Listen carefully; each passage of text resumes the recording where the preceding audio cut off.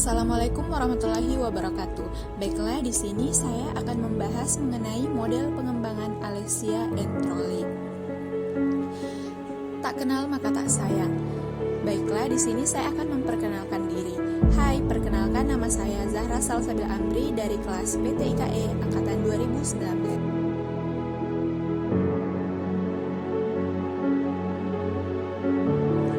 Langsung saja kita akan membahasnya.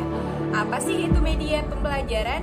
Media pembelajaran adalah segala sesuatu yang dapat digunakan untuk menyalurkan pesan dari pengirim ke penerima, sehingga merangsang pikiran, perasaan, perhatian, dan minat serta kemauan peserta didik sedemikian rupa, sehingga proses belajar terjadi dalam rangka mencapai tujuan pembelajaran secara efektif. Selanjutnya ada ciri-ciri media pembelajaran. 3 ciri media yang merupakan petunjuk mengapa media digunakan dan apa saja yang dapat dilakukan oleh media yang mungkin tidak membawa ciri-ciri tersebut adalah sebagai berikut. Yang pertama ada ciri fiksatif. Ciri ini menggambarkan kemampuan media merekam, menyimpan, melestarikan, dan mereproduksi sesuatu peristiwa atau kejadian. Yang kedua ada ciri aktual. Ciri ini menggambarkan kejadian yang dapat menghabiskan waktu yang lama dan disajikan kepada peserta didik dengan waktu yang lebih singkat. Dan yang ketiga ada ciri distributif. Ciri ini memungkinkan suatu objek atau kejadian ditransportasikan melalui ruang dan secara bersamaan kejadian tersebut disajikan kepada sejumlah peserta didik dengan stimulus pengalaman yang relatif sama mengenai kejadian itu. Selanjutnya di sini kita akan membahas mengenai manfaat media pembelajaran. Apa sih itu manfaat media pembelajaran? Ada beberapa manfaat dari media pembelajaran yang digunakan sebagai media pendidikan. Antara lain yaitu yang pertama ada memperjelas penyajian pesan agar tidak terlalu bersifat visual. Yang kedua, mengatasi penyebab visual, waktu, dan daya pikiran. Yang ketiga, ada penggunaan media secara cepat dan bervariasi dapat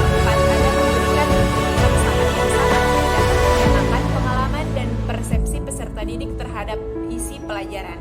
Dan yang terakhir atau yang kelima adalah media pembelajaran dapat memberikan kesamaan pengalaman kepada peserta didik tentang peristiwa-peristiwa di lingkungannya.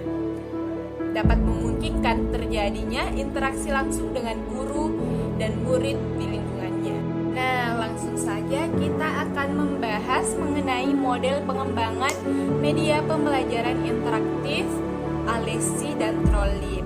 Model pengembangan Alexi dan Trolley merupakan model pengembangan perangkat lunak terstruktur. Model pengembangan Alexi dan Trolley terdiri dari 3 atribut yang di dalamnya terdiri dari 3 tahap.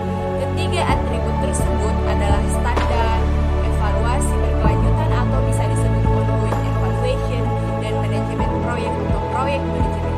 Sedangkan untuk ketiga tahap tersebut adalah tahap perencanaan atau bisa disebut planning, tahap desain, dan tahap pengembangan. Selanjutnya kita akan membahas mengenai atribut pengembangan. Yang pertama ada standar.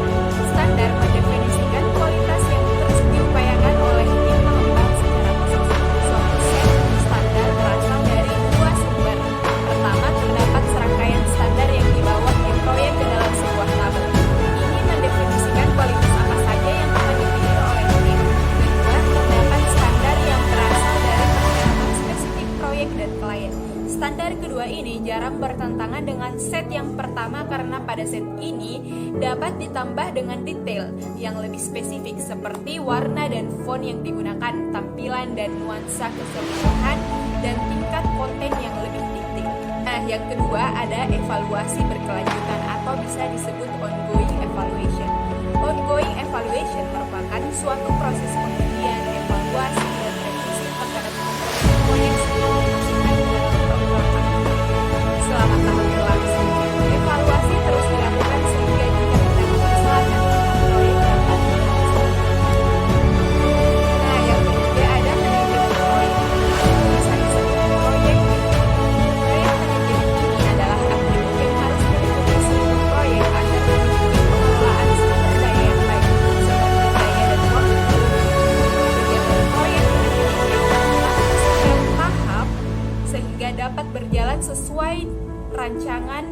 atau rencana awal hingga akhir. Bagian dari proses ini adalah perencanaan atau planning dalam tahap awal proyek. Nah, selanjutnya ada tahap pengembangan. Tahap pengembangan juga terbagi menjadi 3. Yang pertama yaitu perencanaan atau planning. Tahap perencanaan atau planning ialah sebuah tahap untuk memastikan pemahaman menyeluruh tentang suatu proyek dan juga menilai semua kendala mengenai apa saja yang akan dioperasikan. Nah, yang kedua ada desain. Tahap desain merupakan sebuah teknik untuk memfasilitasikan pendekatan secara kreatif pada proyek dan kebutuhan termasuk di dalamnya tampilan, nuansa, dan alur dari program media yang akan dikembangkan. Pada tahap desain ini, perhatikan beralih ke detail desain rinci keseluruhan proyek media dengan penekanan khusus pada dokumen media.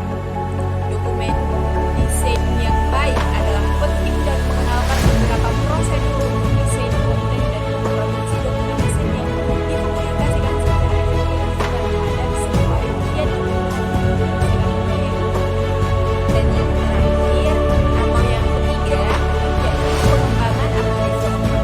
Pengembangan atau development adalah implementasi dari desain proyek untuk semua pemrograman komputer yang membuat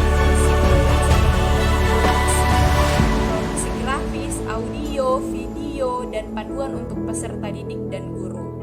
Itu saja penjelasan dari saya. Sekian dan terima kasih. Wassalamualaikum warahmatullahi wabarakatuh.